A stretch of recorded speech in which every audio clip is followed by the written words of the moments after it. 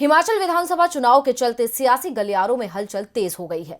खासकर सत्ताधारी बीजेपी अपनी सत्ता बरकरार रखने के लिए सभी पैंतरे आजमा रही है, लेकिन उसकी ये कोशिश कामयाब होती नजर नहीं आ रही है, क्योंकि हिमाचल बीजेपी में जारी कलह अब बढ़ चुकी है। आखिर क्या है मामला, ये देखते हैं ये रिपोर्ट। हिमाचल की सत्ता में वापसी करने के लिए भारतीय जनता पार्टी एड़ी चोटी का जोर लगा रही है, क्योंकि बीजेपी हिमाचल में भी उत्तराखंड और उत्तर प्रदेश की तरह पुराना रिकॉर्ड तोड़ना चाहती है और लगातार सत्ता में बने रहने का इतिहास रचना चाहती है।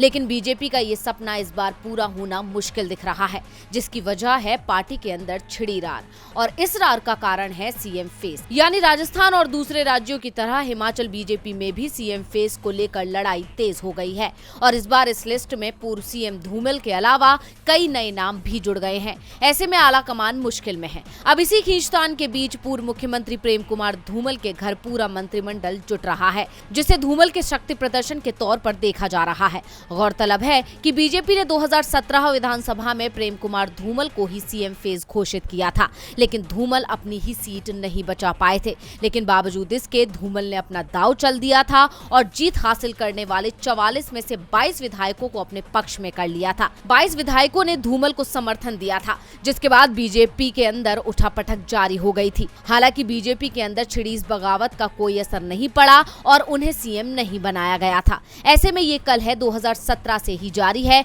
जो अगले चुनाव आते आते एक बार फिर तेज हो गई है। कयास ये भी है कि खुद बीजेपी भी धूमल को खास पसंद नहीं करती है।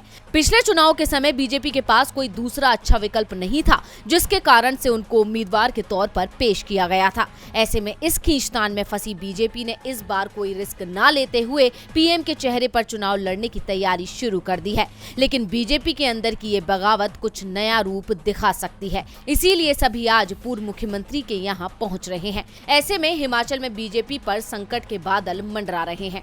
डीवी लाइव की रिपोर्ट।